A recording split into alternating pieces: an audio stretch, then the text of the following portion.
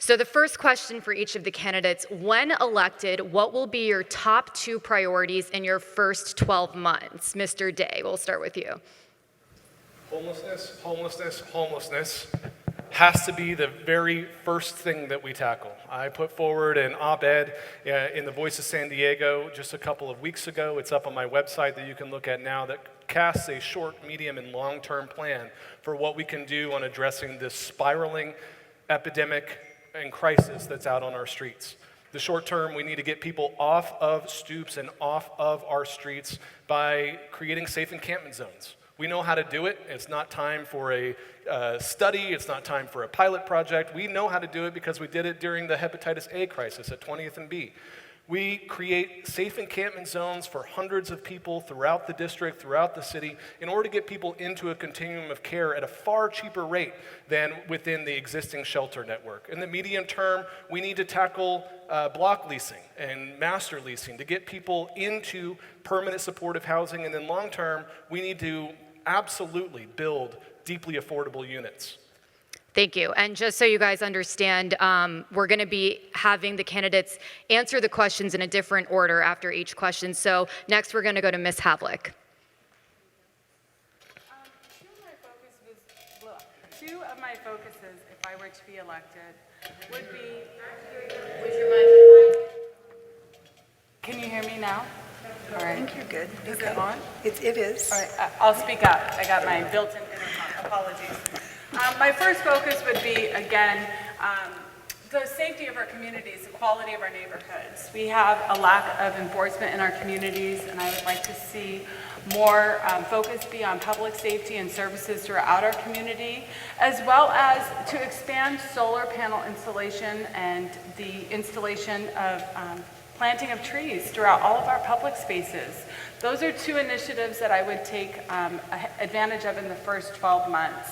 We have a lot of issues in our community with regards to unsustainable development and short-term vacation rentals, a vendor ordinance, and we have a quality of life issue in our communities. We don't have the appropriate amount of services, and we need to do better when it comes to supporting our neighborhoods.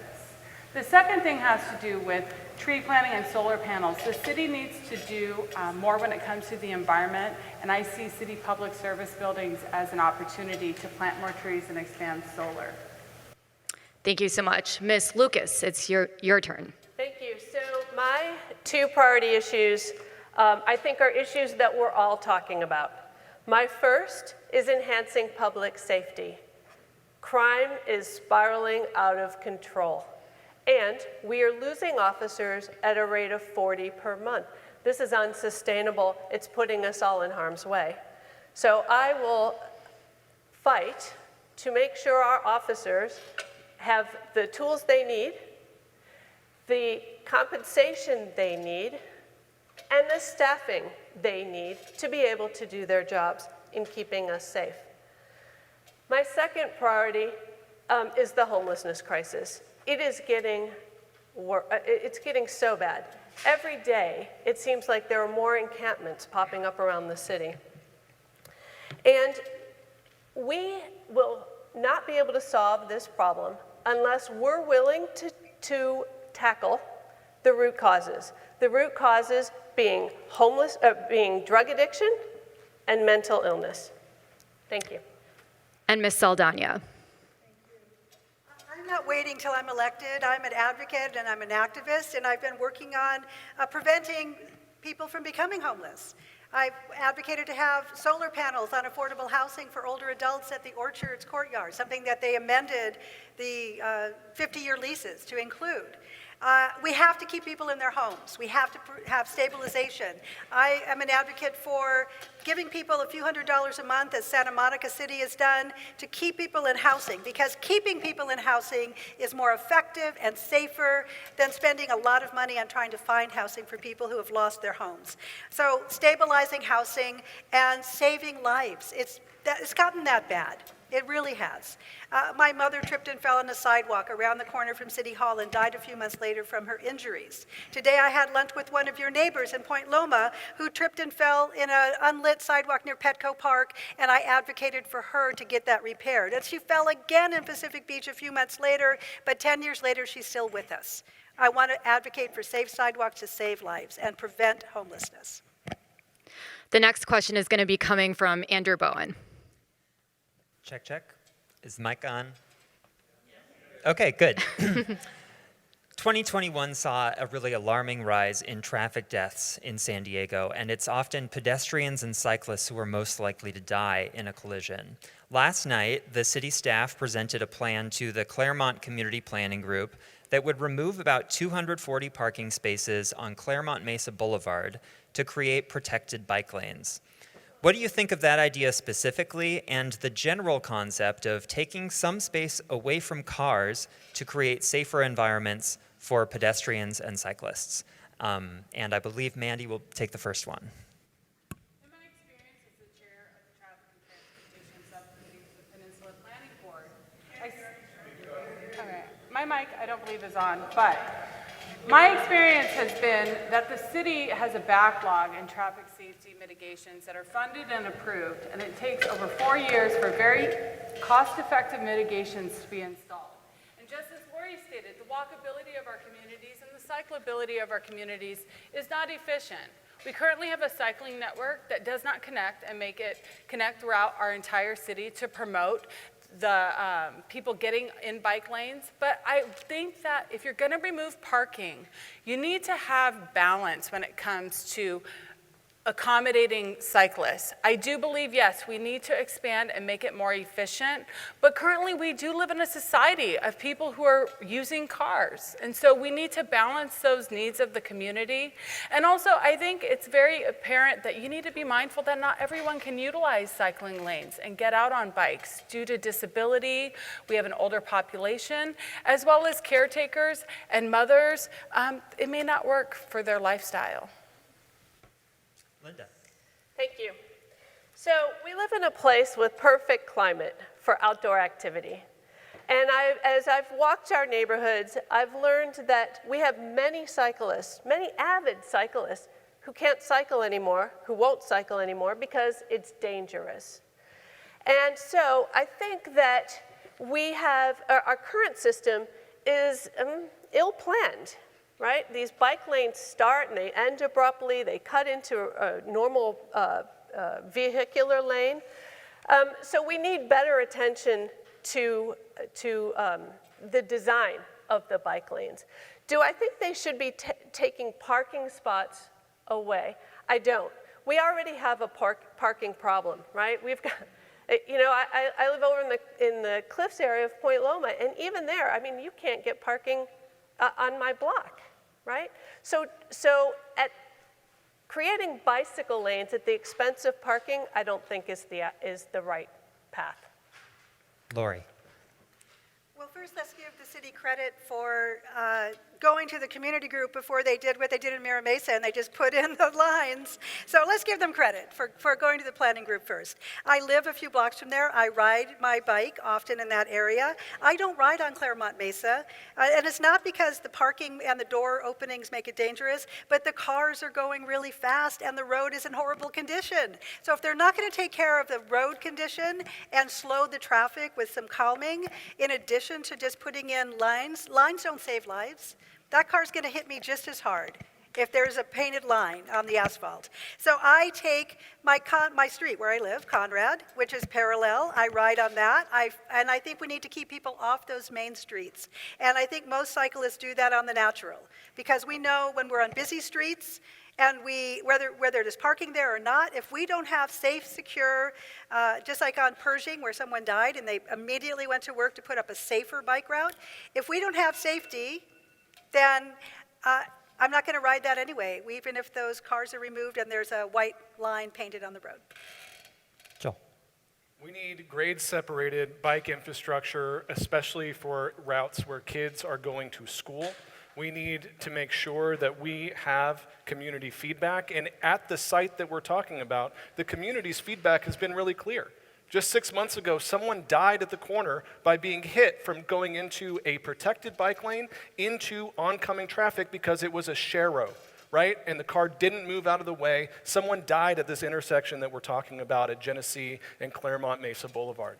We absolutely need to prioritize safe biking infrastructure, and the reality is that I went for a exploratory ride a few weeks ago with Bike Claremont and saw firsthand where at the site that we're talking about, we go from painted infrastructure straight into the street. And so what I would prioritize is grade-separated bike infrastructure so that cars are on the outside, but that we're not removing the cars. The cars can be the buffer for a protected bike lane. We can do it both. We just have to have a plan. The next question is going to be coming from David with the Union Tribune. Hello, does my mic work? Great. This question is about rental housing, which is a really hot topic and has been for as long as I can remember. Housing costs keep going up, particularly rents. San Francisco, Berkeley, and Los Angeles have rent control laws. Should San Diego adopt something similar, or is there another way to solve this problem without doing something like that?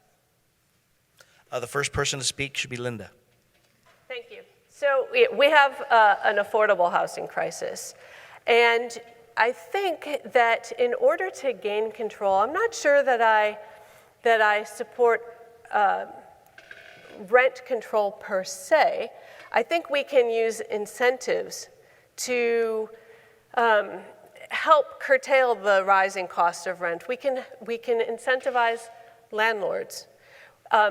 We can help with the tenants in affording the rent. But I don't think it should be the whole, to slap a number on it and say, this is the rent control.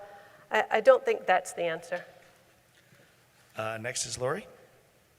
I faced this battle at the state legislative level. I chaired the Housing and Community Development Committee, and there were proposals that came on mobile home parks and stabilization, and it's really tough to get a rent control measure through. I think if we call it stabilization as opposed to control, in other words, again, we want people to be able to stay in their homes and look at a fund that can help, as we saw with COVID, when we did pay people who weren't able to work.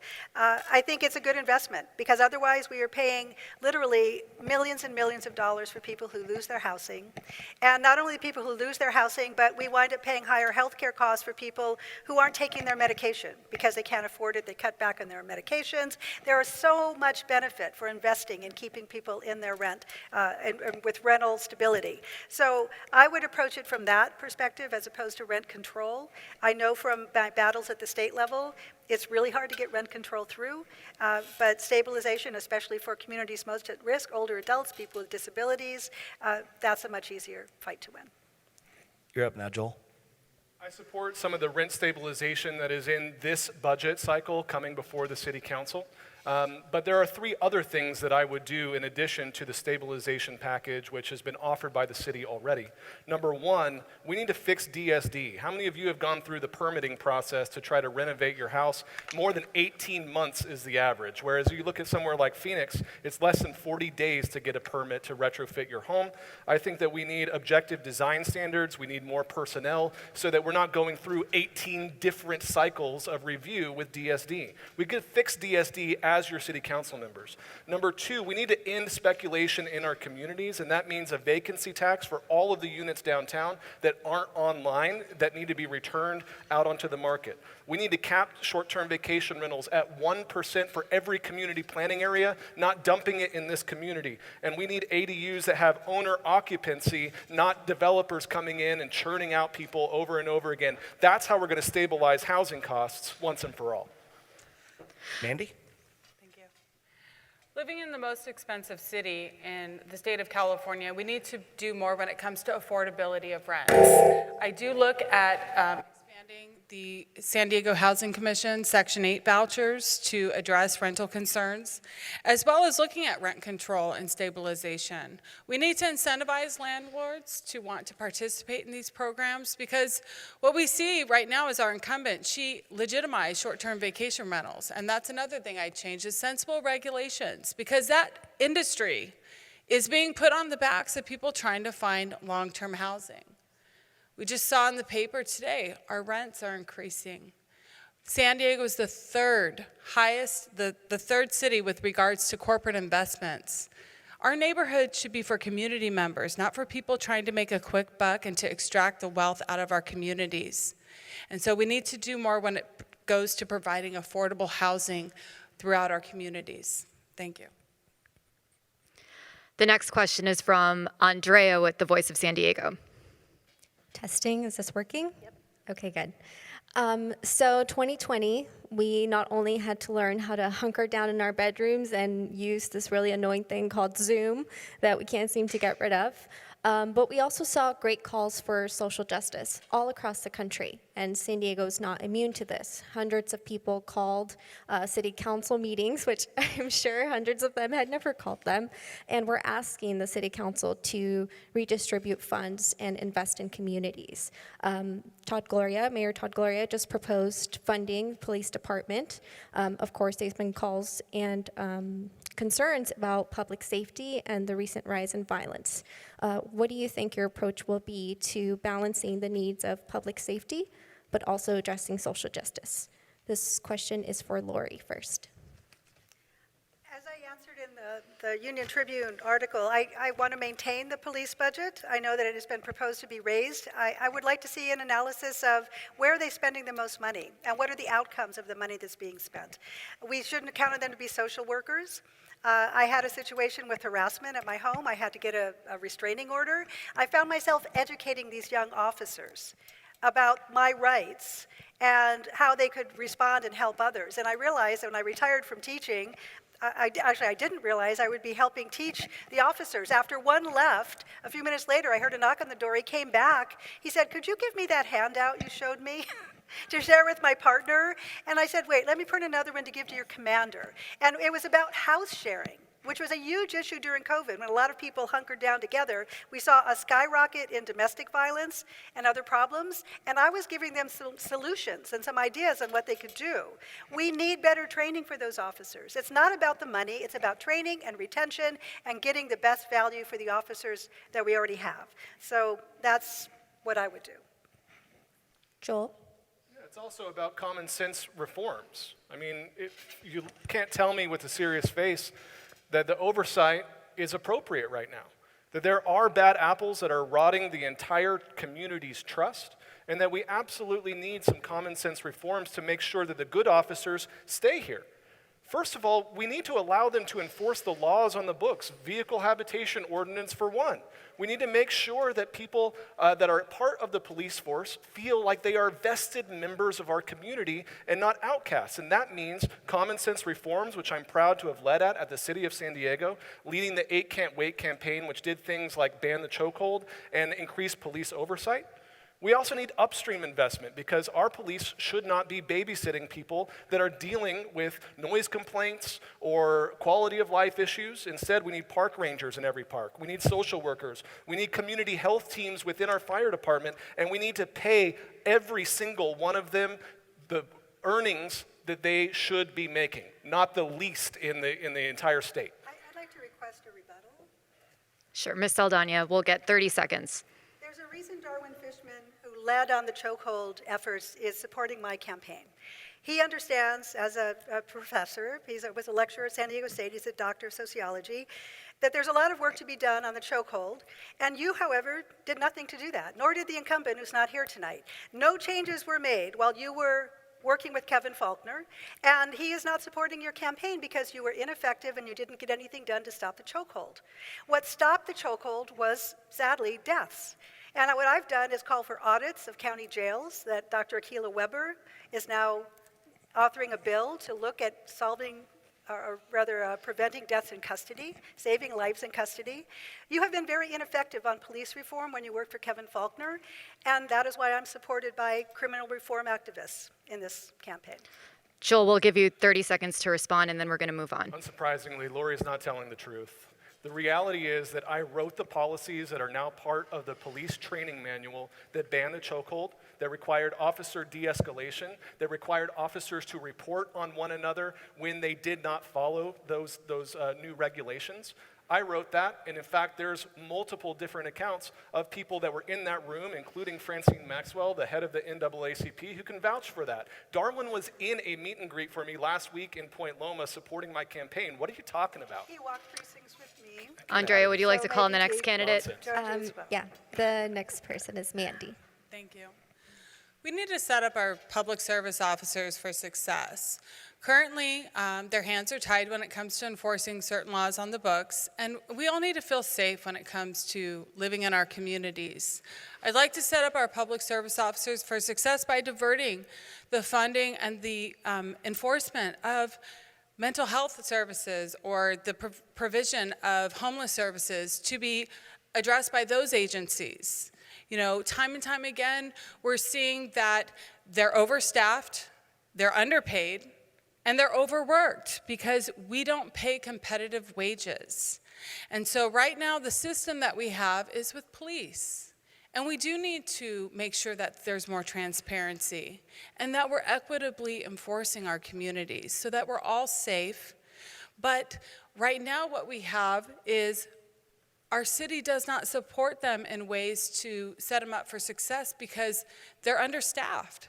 There's not enough manpower to help address the safety issues in our community. And so I'd like to look for ways to retain our staff with regards to first responders and police. Thank you. Linda? Thank you. I'm sorry to do this, but could you repeat the question for me? Yes. I said, how would you balance the need to, focus on public safety, but also calls for social justice? Thanks. So I have the utmost respect for our police. Early in my career, I was a police dispatcher. My mom was a high-ranking police officer. I know how tough that job can be. Our police officers are tired, they're demoralized, they're overworked, they're understaffed, and when you take that equation, bad decisions are made, right? And then you put them in a crisis situation with a fight or flight response, bad things can happen. I believe in raising the budget, giving our officers the tools they need to do their job. I believe in giving them crisis management training, required training on tactics on a yearly, if not every 6-month interval, so that they have the skills that they need and help make better choices. David, I believe you wanted to ask another question of our candidates. Yes, if any of you is elected to represent District 2 or some other district down the road, you're going to be constantly lobbied by the cannabis industry to loosen the city's rules on cannabis. Do you think San Diego should lift its cap on the number of cannabis dispensaries and cannabis production facilities allowed in the city? We'll start with Joel. Yeah, I believe that they should be regulated very similarly to how we regulate other substances like alcohol. We need to make sure that they're not sold during school hours near a school, but similar to not having a other form of liquor sales near a school. Common sense reforms like that in a state like California make a lot of sense to me. So regulate it like you regulate alcohol. That's pretty clear to me. Mandy? I do agree. We need to be properly regulating where these industry set up storefronts. And I would like to remove some of the obstacle, but take consideration that they're properly regulated, just like alcohol is. But recently, Stephen Whitburn had asked something that the industry had not requested, to remove the requirement to have dispensaries within 1,000 feet of schools and parks. And I don't feel that that's an appropriate request, especially when the industry isn't even requesting it. And so I don't see proximity to schools as a hurdle or a way to promote cannabis use, and I feel like it would not be appropriate around those locations. Thank you. Linda? Thanks. So I don't agree with lifting the cap. I think the cap is necessary. I think the businesses need to be regulated just like every other business. And I am not in favor of having the dispensaries in close proximity to public areas, public parks, parks where the kids play, the schools, right? They don't belong, in my opinion, they don't belong in that close of a proximity to the kids. Lori? Well, are you talking about medical use, which people use for anxiety, PTSD, which is different than for recreational use? So it depends. My Well, answer all the would be- city's dispensaries are now recreational and medical, so they haven't distinguished anymore in the city law. And in terms of regulatory, but some businesses do focus on one over another. And I understand that there are differences, just like drugstores are different. And beverage stores that sell liquor are different. They have different emphasis. So I would like to look and say, do you want to focus on medical? Then we could potentially lift the cap, because you're helping people for a medical need. And we recognize that in California, we have for almost 30 years, we had compassionate use. In the 1996, I believe, was when that passed. So I think the answer is it depends. And we need to maybe tease out some different shops for different users, because if you are sick, if you have anxiety, if you have mental health issues, and you've been recommended to use it, you don't want to go through the current limits to get medicine, because it really is medicine. So that's part of what I would look at in terms of adjusting these types of caps. I'd like a rebuttal. Okay, we'll do 30 seconds for Joel. Yeah, I mean, it's just really interesting that Lori just said the exact opposite of what she told the Blue Dream Democratic Club in a questionnaire in black and white. She said that she'd be for removing the cap entirely. She did not give any of that same answer to them. We need to hold people accountable for what they say in one room, but not another room. Lori, would you like to respond? I actually spoke with, I have supported medical cannabis for a very long time. I wasn't aware at the time that how they were currently managing that in San Diego. When I spoke with someone afterwards and they explained everything is in one shop, as you explained as well, I said, well, wait, I thought medical was treated differently as it was in the past. I'm an educator. I know that I don't know everything about these issues. So I think in the 6 months or so since we went through that process, I've learned. I'll continue to learn on the city council and make determinations based on new information as it comes forward. But somebody who's in a medical situation and needs, again, for anxiety and PTSD, it's very helpful for veterans. I don't think we should put hurdles and obstacles in their way to get the medicine they use. All right, we're going to be moving on to a lightning round now. So these questions are designed to have short answers, 15-second answers. The timer has been changed to reflect that. The first question you guys are going to have to put your thinking cap on for. We wanted to ask you guys, what's your favorite cocktail, drink, or beverage, and why? And we're going to start with Joel. You know, I guess the political answer would be to say, like, I want to go have a beer with all of you, and let's go tip one back. But the reality is that alcohol gives me headaches, so let's go have a Diet Coke together. Sounds good. All right, Mandy, what about you? I don't drink. My mother was an alcoholic, so I'm making that step to be sober. And instead, I drink smoothies. I love pineapple smoothies with my supplements, my spirulina. That's my go-to and helps me stay fresh and ready to go. All right, Linda, what about you? My favorite drink, agua. I'm a water fan, but I will indulge in a glass of wine now and then. Lori. Kombucha.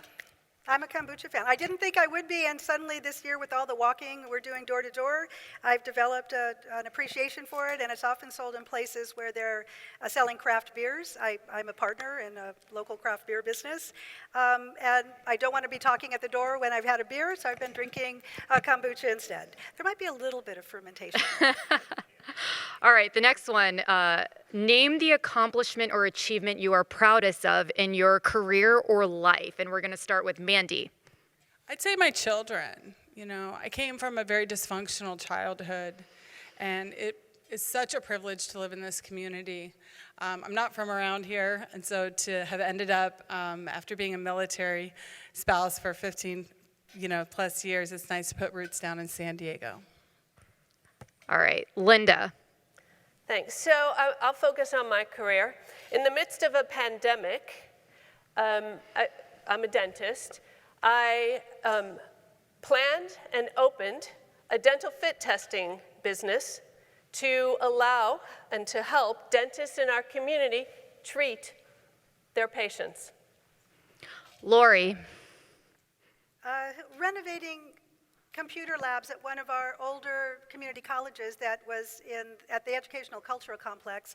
We had students from Lincoln High School, Morse High School. They didn't have computers at home. We needed to renovate under a federal Department of Labor grant to give them access and bridge the digital divide, and we got that done over one summer.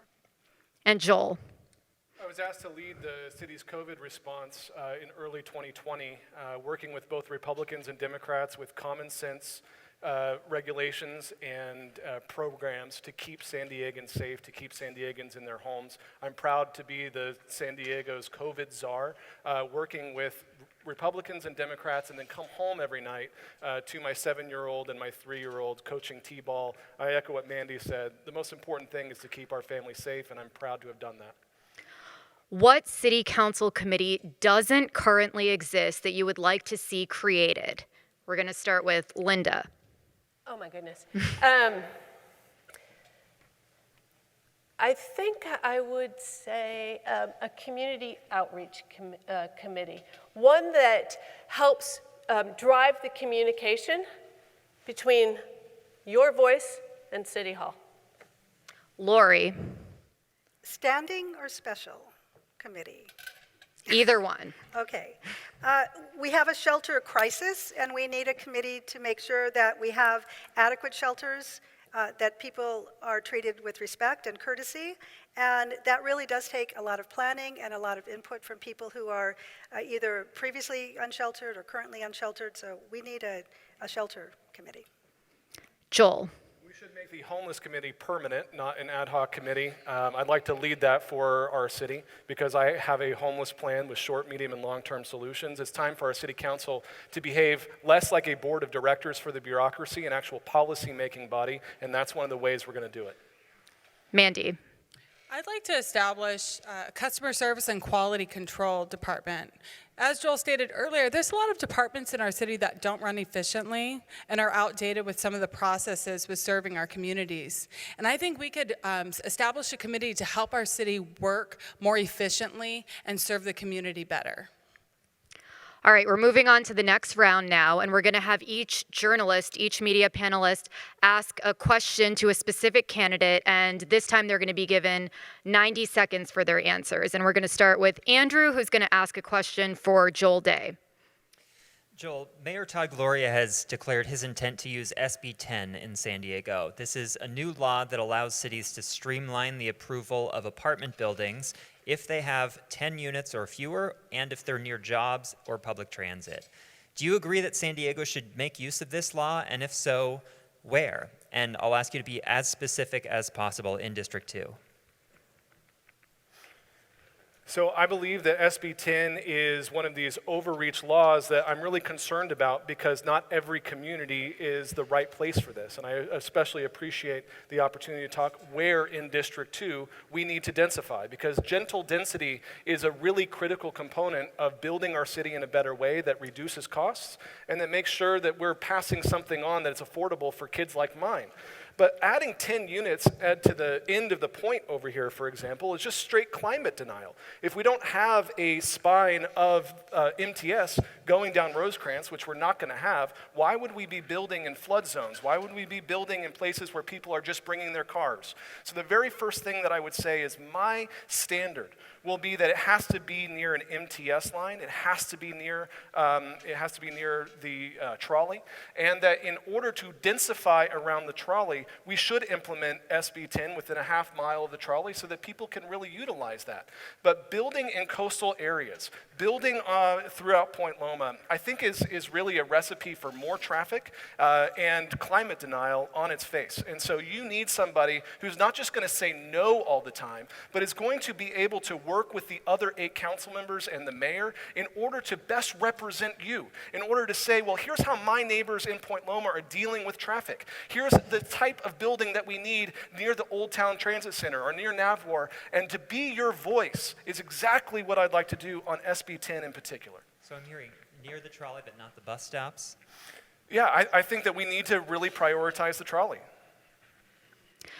David is going to ask a question for Mandy Havlik now. Hey, Mandy. The question is the Formosa Canyon, is that worth protecting from developers? Famosa Canyon is a 5-acre parcel of disturbed wetland. Our district, the community of Point Loma itself, has a park deficit, and I view that area as an opportunity to invest in open space and address some of that park deficit. There's a disturbed wetland on that parcel of land, and there is no environmental policy that supports the development. We need to find and address and mitigate and preserve wetlands throughout our community because they make us more resilient to sea level rise. And so Famosa Canyon was originally deeded by D.C. Collier to be a park for our community, for our children. And I view that area as an opportunity to address that. We see a lot of the development being proposed throughout our communities. And even in my community, I live in a condo. I don't have a backyard. I have a patio. My children don't have a yard to play in. They go out in that canyon and they are one with nature. And there's so many studies that talk about the impact that density has to the health and wellness of our communities. We can do better when it comes to preserving our wetlands throughout our coastal region. The city is not providing sustainable environmental policy that will protect us and allow us to be resilient from coastal sea level rise, and that's what I'd like to change. Andrea will be asking a question for Linda. Linda, in an 8-1 Democratic majority city council, if you're elected as the lone Republican, how would you succeed to get policy issues on the agenda and passed? Thank you. So I want to remind you all, this is a nonpartisan election, and personally, I don't look at what side of the aisle you're on. These are community issues that we have to solve together. All right, and I bet Lori's wondering who's going to ask her a question. It's going to be Andrew Bowen again. In 2018, the San Diego City Council adopted a non-binding goal of adding 140 affordable homes for people experiencing homelessness. Do you agree with that goal of spreading affordable housing evenly and equitably across the city? And in District 2, where do you think is a good place for that housing? Midway area, near the community college where I taught for 8 years. And we have a lot of people in need near the county human services, health and human services. So for people in need, deeply affordable and supportive housing, that would be an ideal place. And there is some public land in that area. I mean, we said 140 was a good start, but clearly you can't drive anywhere in this city, and especially in District 2, without seeing people in tents, in RVs, in their cars. So 140 was not nearly sufficient. And I say the Midway area because I taught there. I had students come into my classroom using the Wi-Fi, taking the classes that we taught for free. I was helping them get scholarships to go on to San Diego State and other universities, and they still couldn't afford housing. They kept living in their cars, even when they went to San Diego State. So I think we need to tie it with educational centers and give people opportunities and a step forward. And I realize affordable is also people who are working, but you know what? A lot of the people we see in tents are working and living in their cars. They're working, but they need skills for the innovation economy. They need skills to be able to fully participate, start their own business. I've been saying we need the vendor ordinance that give people a step up to start their own brick and mortar business. So I'd say the Midway area, 140 was a good start, not nearly enough. When the point in time count comes out very soon, I think we're going to see what a humanitarian crisis we have, and we need to tie the county health and human services in with that type of housing and education. All right, we're going to move on to the next round. In this round, the candidates get to ask another candidate a question, and you will get 60 seconds to respond. We're going to start with Joel. Who would you like to ask a question to, and what's your question? Great. I'd like to ask a question of Linda. Linda, your campaign has only raised a few $1,000s, not enough to send out mailers to everybody. Yet a PAC backed by the Chamber of Commerce has endorsed Jen Campbell and is spending $50,000 lifting you up and attacking Lori's record and plans on homelessness. Do you stand by these tactics? And do you agree with what they're doing on your behalf? Thanks, Joe. So I'm running my campaign. And I don't know what PAC you're referring to. I have no control. I appreciate the support that I've gotten from the community. But again, I'm not here to attack anyone. I'm running my campaign based on my issues and my solutions. All right, Mandy, you have an opportunity to ask another candidate a question. Sure, my question is for Joel. You've been quoted stating that we need to work with developers. You've also been quoted that you plan to develop every last piece of public land for housing. How are your development policies different than those of the mayor or your previous boss, Kevin Faulkner? When I said that I wanted to work with developers, it was to hold them accountable for making sure that they're mitigating things like traffic at the 8 and 5 interchange. We've got to work with them because we've got 5 different developer groups who are coming in to our community, and we have to make sure that we're holding them accountable for mitigating the traffic in this community. That was the context in which I said that quote. I did not say that I'm going to build every last piece of public land, but rather we need a public land bank to bond against the value of our land so that we can build deeply affordable units. You can check out my op-ed in the Times of San Diego where I say we need a public option for housing. A public option for housing simply means we can take school district land and MTS land, bond against the value of that, which would be one of the largest land banks in the North American continent. That way, we can cut out developers and do it ourselves as public assets, and we can actually build public affordable housing, deeply affordable units on lots like Lori was just talking about. We can do it ourselves. It's the opposite of a developer-backed plan. It is a people-backed plan for more housing. That was Mandy's question, correct? Okay, so Linda, you're next. My question will be for Lori. Lori, last week at our debate, I asked you if you supported the PROTECT Act. And, while that might not be something that you were familiar with, I'm wondering if you've had a chance to look at it and you've developed an opinion on whether or not you support the PROTECT Act. I have looked into it, not in great detail. Thank you for the question, because it is something related to police reform, and the overcriminalization of people is a pretense stop. That's one of the issues. I would just say, as someone who grew up in San Diego, I was once pulled over supposedly because I had gone through a yellow light. The pretense was that I had run a yellow light. And I think at that time, this is when I was a teenager, and it was late at night, I was on my way home. I was on Genesee near Balboa, between Balboa and Claremont Mesa, a few blocks from my home. And 2 police officers came up and looked inside, and I think they were shocked to see, because of the car I was driving, it was an off-road dune buggy. They thought I was a young teenage Latino hot-rodding home, but it turned out it was not the case. And I saw them go back and confer with their car and try to figure out how to let me off with the warning, because I was not the person they were looking for. So I think we need to be careful on profiling, and I've experienced that growing up. Other friends of mine have as well. And so I'm still looking into it, but from my own experience, sometimes pretense stops are really not valid police stops. And Lori, it's your turn to ask another candidate a question. Thank you. So Joel, I have a question. I'm curious. You have stated on your materials, including California Form 700, that you are a professor of public policy. You have stated on your walk piece that you are a public policy professor at UCSD. Do you agree with your current dean's statement in an email when I asked about this, because you have a contract as a lecturer, and her response was that this is a misrepresentation. If you're willing to misrepresent your position before you get elected, how can we trust you to be honest and transparent and accurate once you move on beyond your current position as a lecturer, not as a professor at UCSD?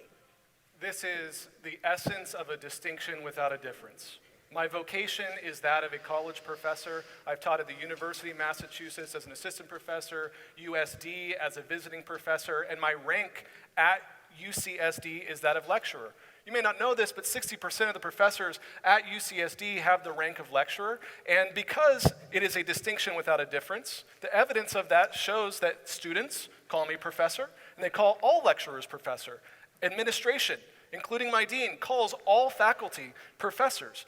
Folks, this divisiveness and distraction away from the issues is exactly what failed politicians are trying to make you focus on, rather than that they don't have a plan on homelessness, rather than they don't have a plan on affordable housing. This is why people are apathetic in elections like this. This is what is driving people away from democracy, and I'm going to continue a campaign that is about solving our issues, representing you, not this divisiveness. No. We're going to move on to a lightning round because we're running a little bit off schedule right now. So it's another lightning round. These questions are designed to be more of a yes or no answer, and you can give maybe a sentence or two of explanation. So 15 seconds again. The first question, should the lifeguards have their own department with an independent budget separate from fire and rescue? And we're going to start with Lori. No. All right, Joel. Absolutely, yes. Okay, Mandy. I would say yes. I think there's some opportunities with funding that need to be addressed with regards to much needed lifeguard stations in our community. And so I do think that there would be an opportunity to address that and streamline that department and make it more efficient. Thank you. Linda. Yes. I live over in the cliffs. I watch the rescues that happen very frequently. I believe that they deserve their own budget, their own division. The next question. On this November's ballot, if there is a measure to overturn the 30-foot height limit again in the sports arena Midway area, would you support it or oppose it? And we're going to start with Joel. If this city council puts it forward on the ballot, they better sure as hell have a plan for traffic mitigation and a spine that comes from Old Town into the new sports arena complex for MTS. Otherwise, I'm going to vote against it because that is the job of city council, to pair those two measures together. That's what I would do. Mandy. I have and always will be against the removal of the 30-foot height limit in Midway. The fact is we can revitalize the Midway area without removing the 30-foot height limit, and no one is denying that. Again, this is just another pattern of our city making developer deals with people who are going to monetize off of our communities by densifying, and the end result will not ensure affordability. Linda. Thanks. So I would oppose lifting the restriction, and the reason being is that we don't have the proper infrastructure in place to even talk about a plan for developing that area. And until everything is ironed out, these are premature conversations. And Lori. I opposed it the last time. Joel supported it. I opposed it because they didn't do the proper CEQA evaluation. Unless they do an evaluation and they add additional traffic calming and other ways to mitigate density, including seismic safety in a floodplain, I don't know that that's a good idea. I will continue to oppose it. All right, we're moving on to the next round, and it's going to be another round of the media panelists asking a candidate a specific question. You're going to get 90 seconds for your answers. We're going to start with David asking a question for Joel.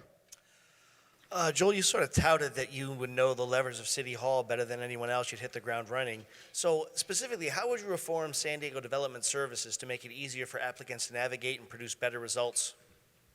Absolutely. The first thing is we have a glut of positions that have not been filled because our city actually is not competitive in the salaries or the pensions that are being offered city employees. And so it's no wonder that we absolutely take so much longer than all of our other peer cities. So I would hire up. Hiring up is going to reduce the overall permitting time, it's going to increase the efficiency, and reduce the cost of building for this community. So first of all, we're going to hire. Secondly, we're going to implement objective design standards. SB 34 passed a couple of years ago. This city council member has failed to implement it. The city council's failed to implement it. What SB 34 does is allow for objective design standards. So when a community planning group and City Hall and the planners indicate that there is a certain community overlay, that the planners have to abide by that with those objective design standards and not go through 18 different rounds of editing with a homeowner. I think it's critical that we work in order to create new opportunities for people that are redeveloping their homes or have a kitchen remodel or something like that, because otherwise we're just wasting money. Now, I talked to an affordable developer over in Grantville, hundreds of deeply affordable units and subsidized units using Section 8 vouchers. He said that it took over 18 different revisions with 7 different planners because those design standards weren't there. That's the very first thing that I would do on city council, is implement SB 34. Andrea is going to ask a question to Mandy. With development coming to the Midway area, what transit projects would your office pursue? We don't have efficient, effective, or affordable transit currently.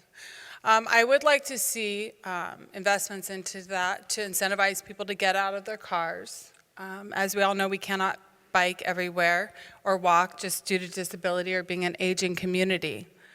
But the one issue that I have, and it's been spoken about, is that the development has an emphasis of being near transit centers.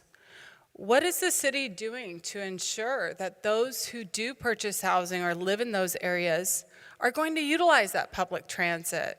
Currently, we don't have any way to incentivize the public from getting out of their cars other than getting into bike lanes. The transit system right now, again, it does not connect you in an efficient way. And so we need to look at adequate funding for that to make it more efficient, and also come up with programs that will incentivize these community members to get out of their vehicles and to utilize the public transit to get around our city efficiently. But again, just because we're developing, it doesn't ensure the affordability, and the city needs to look at the infrastructure that's lacking in our communities. We can't have effective transit if we don't have effective infrastructure. So the city needs to put much needed investments into our streets, our sidewalks, our transit center, and a transit mode to get people out of their vehicles and in public transit. Andrew will be asking a question to Linda. Linda, right now, District 2 residents in single-family homes get free trash pickup from the city's Environmental Services Department. Residents in apartments or condo buildings don't get that benefit and instead have to pay private companies for waste collection. Do you think that's a fair policy? If so, why? And if not, how would you change it? Thank you. So I don't feel it's a fair policy. It's inequitable. How would I change it? So if we're going to pay for trash pickup, I want to look for ways for alternative funding. Instead of having the entire burden resting on all of us, right? We are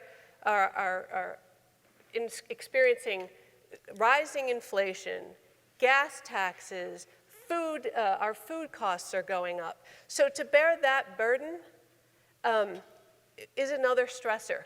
So I would look in every other division to find alternative funding sources. And only if we've exhausted all other avenues, then my plan would be that, yes, we'd all have to pay. We're not going to put the burden on small businesses. We're not going to put the burden on the property owners. We all create trash.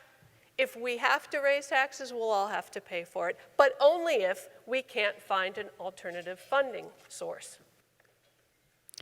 David will be asking a question to Lori now. Hey, Lori, I can't get any more straightforward than this. Why would you be the best representative for the newly redrawn District 2?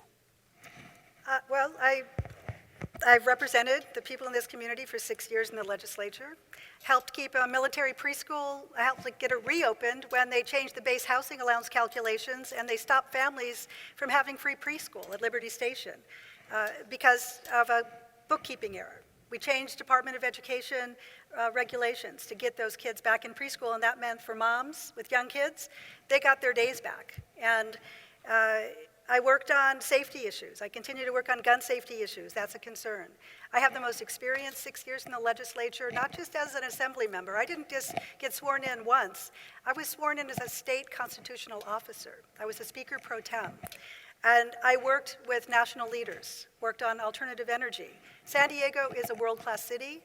We need to be more of an innovation leader. We need to do more on diversity, bringing more of our diverse population into high-paying good jobs, so they're not worried about paying the highest utility rates in the country. I went head-to-head with, despite the love letters some of you are getting saying that I am taking money, or I took money from oil and gas industry, which, by the way, is paying for some of those ads that are coming out against me now. I co-authored AB 32, the Greenhouse Gas Reduction Act, and as chair of the Sierra Club, sued the county when they failed to meet the requirements for the climate action plan that that bill required.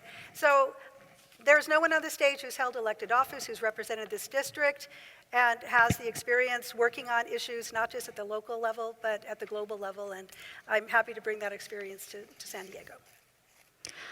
We're going to do closing statements now, so each candidate is going to get 2 minutes. 2 minutes, right? We're just fixing the timer, to say whatever your final words are. And we're going to start with you, Joel. Well, folks, if showing up is half the battle, I think we all did a pretty good job, unlike some. Folks, I've been at people's doors, and folks are tired. Folks are tired of politicians talking about their accomplishments, when the reality is that so many of our neighbors are treading water. A third of San Diegans are a $500 expense away from financial ruin. Out in the community, I've seen how true that is. I've seen how our city is failing our communities over and over again. I've seen growing homelessness and lawlessness in our parks, shuttered libraries in OB, a shuttered senior center in Claremont, slurry-sealed streets which just wash away with the first rain, poisoning our beaches and our bays. We're doing everything wrong. We've been abandoned by politicians who put lobbyist interests over ours. And I think it's time to get back to basics. For me, those basics were flatly life-saving. When my dad went to prison, when my mom was dealing with physical health, it was a community library where I could walk to that was my anchor. Every San Diego family deserves an anchor like that through public investment. But right now, our communities are being hollowed out. It's time that we had somebody fighting for us. Now, I'm not a failed politician asking for another try. Instead, I'm a dad. I'm tired of this city failing my kids and on a path towards absolutely, they will be the last family, the last part of my family to live in this district, though they're the fourth generation to do so. I went to school in Point Loma. I live in Claremont. And at City Hall, I worked with both Republicans and Democrats alike to keep San Diegans safe when we needed it the most. My name is Joel Day. And I'd love to work for you at City Hall. Thank you. Mandy, you're next. I'm not a doctor. I'm not a career politician. Unlike other candidates, I don't have any plans to develop every last square inch of my community.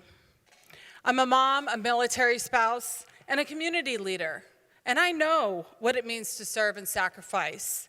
And I'm tired of my voice being ignored and not being represented in the policies that impact my community.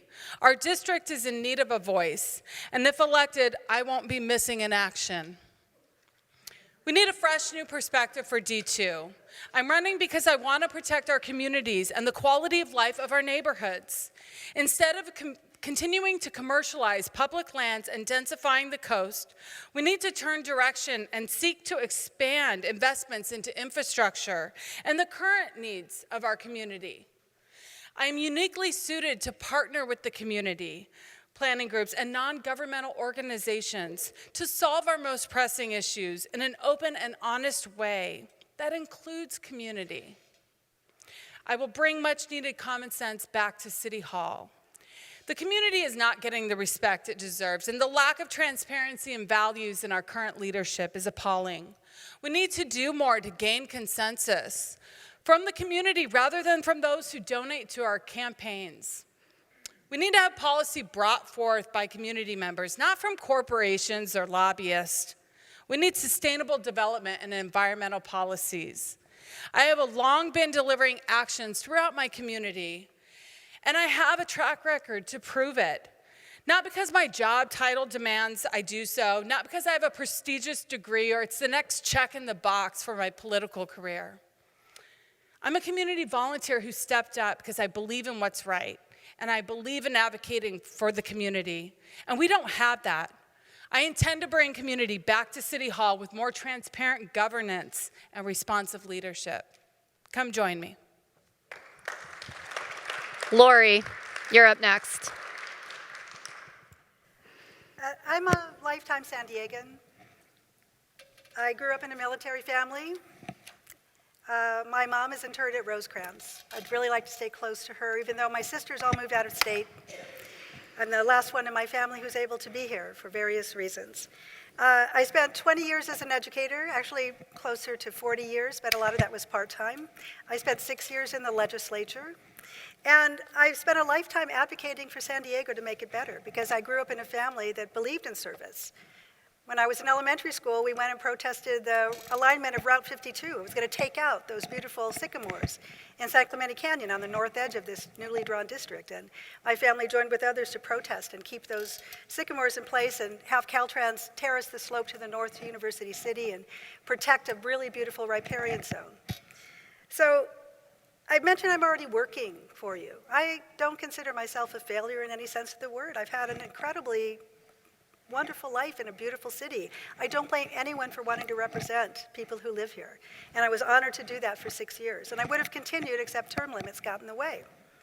I really feel blessed. I retired when COVID hit. I was a professor and I was close to retirement, and I agreed to leave a little earlier than I'd planned so others could move in and have a position. And I was grateful that I could do that, that I could afford to do that. I would love the opportunity to bring a world-class perspective to a city that strives to be world-class, but when visitors come here, they don't see a world-class city. I think you'll agree. I spent 8 years teaching at West City in the Midway area. I saw it go downhill. I broke up. I interfered with an assault in my parking lot when a man under a restraining order tried to take a child away from the mother. And I looked him in the eye and I stood him down and I said, you know, we need to work this out, and it's not you taking that child. I am there for all of you, for the residents of District 2. I have been my whole life, and I want to continue doing that with your support. Thank you for being here tonight. And Linda, your closing remarks, please. We as a community are facing some really tough challenges.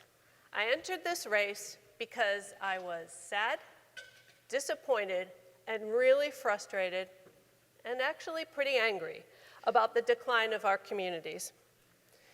These challenges we own. They belong to us all. We have to work together.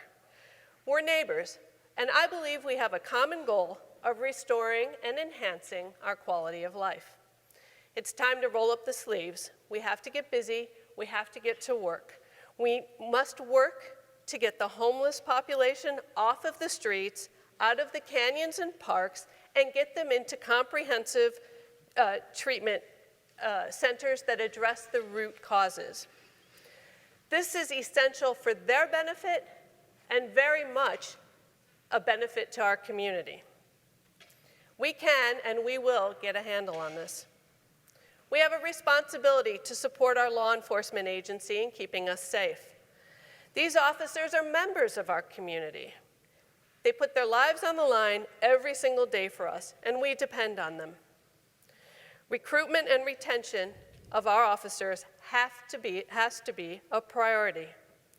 We are losing a lot of really good people. I will work hard to keep them fully funded and restore their pride in serving our district. My professional experience has allowed me to develop the skills that are important and necessary for the role of city council member. One of the real strengths that I've developed is to listen and formulate broad-based, long-term strategies, often in difficult times. We simply cannot keep band-aiding problems. I'm not a career politician. I'm simply looking to make our home a better place for us today and for future generations. As your council member, I can assure you that I will be present and you will be heard at City Hall. Thank you.